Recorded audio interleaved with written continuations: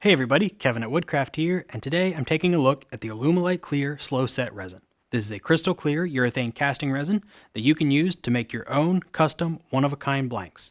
It's perfect for turning blanks because it turns easily without chipping or cracking, and it polishes up beautifully.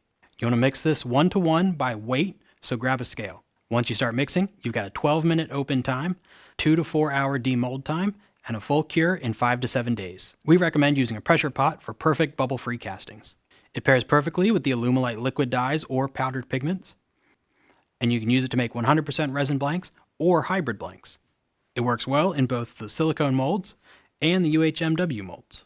To pick up some Alumilite or anything else you need for casting or turning, head over to your local Woodcraft store or online to woodcraft.com.